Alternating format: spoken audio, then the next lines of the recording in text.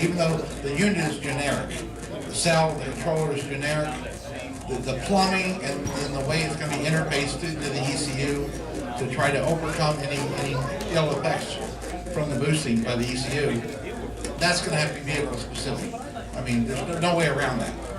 But the cell itself is generic and the controller is generic. It can be calibrated to any throttle position sensor that gives a 0 to 5 volt signal.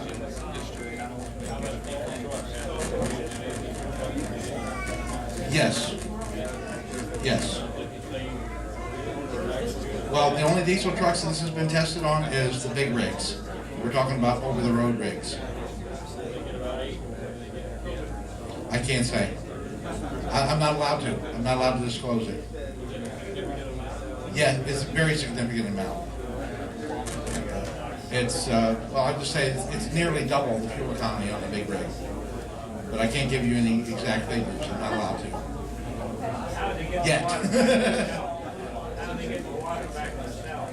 Okay, let me turn this over. On the bottom, you see a port, right? Well, that port, there's connections in there to 6 separate cell sets of tubes, right? The system actually flushes water through the cell while it's running. There's a recirculation pump and a filter. It takes water from a common point, splits it up, goes into these 6 inlets at the bottom.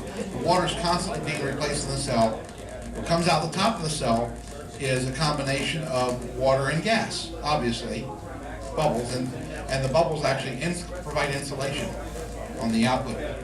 As the individual tubes coming out, it insulates, keeps the cells from shorting. It goes into a water-gas separator, which is a multi-compartment chamber. And from there, then it goes into a common bath tank, and that's the one that has the liquid level. So you actually see the liquid level where it's at, and you just add distilled water as needed. Yes. Yes, we use electrolyte. Sodium hydroxide is what I recommend. You can use potassium hydroxide, but I recommend sodium hydroxide. The reason why, you can get everywhere. And all you need is the initial fill. You don't need to replace it. You don't need to add to it. The filter keeps track of keeping it clean. The onboard filtration system. Anything else? No, I don't. First off, I never use the MMW value. I don't know who came up with that.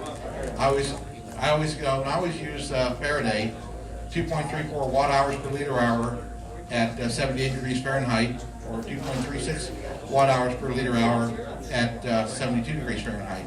That's Faraday when you work it out to temperature versus watts per liter per hour. I don't use MMW. I've seen that quoted quite a bit, and I don't know what the correlation is because I never tie my math to that. But, huh? Yeah.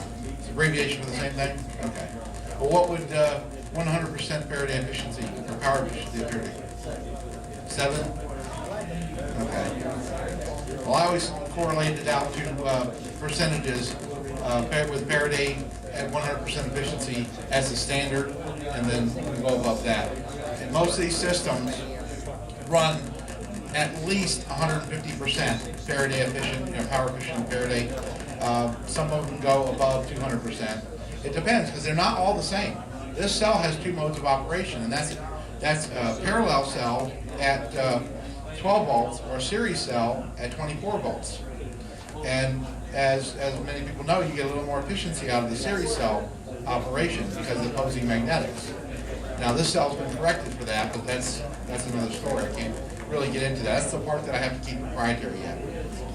But on the larger units, like the truck unit, that's a quad unit. There's 4 sets of 6 cells, and they can be wired for all parallel, series parallel for 24 volts, all parallels 12, or full series for 48 volts. And then we recommend running in the 48 volt mode because the efficiency increase.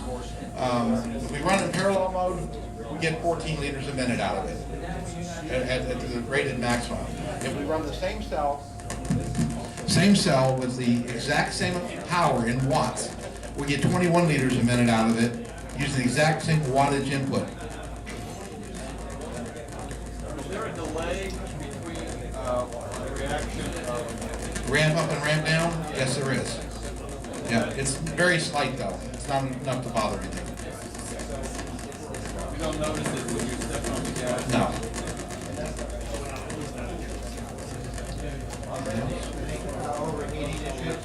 No, not unless we want to.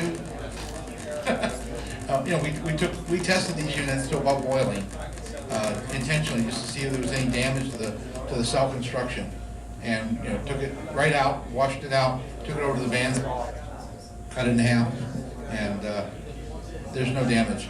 We've tested the plastic all the way to 800 degrees Fahrenheit. It's using this. It's not a thermoplastic. Well, imagine if you freeze it, you could probably break the plastic. I don't know. No. The way this works, if you need the extra current to heat the cell up, see, the cell will only draw so much current when it's cold, right? Okay. Well, that's why we went to 6 cells instead of 7. Because at 6 cells, even when the cell's cold, you can still flow a lot of current through it. The way this controller works is it's a current regulated controller. So if you need more voltage to compensate for the cell being cold, it does exactly that. It brings the pulse up, which brings the current up to the target point. So it's not a voltage regulator, it's a current regulator. So it compensates for the cell being cold or hot by adjusting the voltage to get the current target window. This microphone keeps cutting out.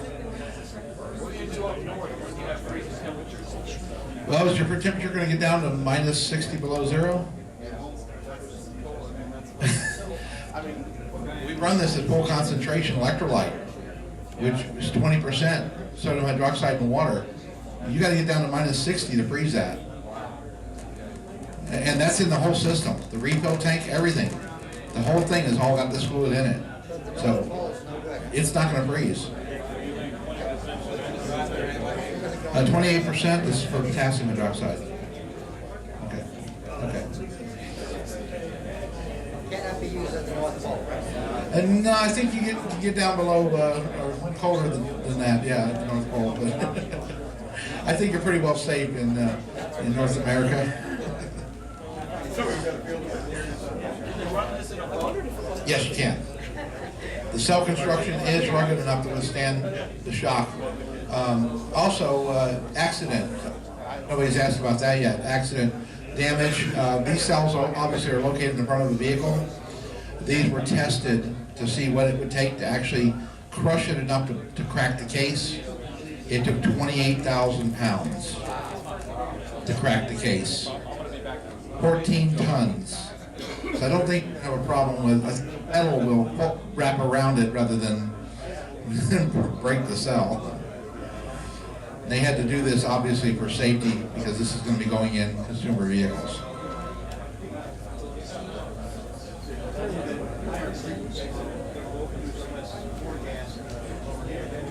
Okay. We're not operating this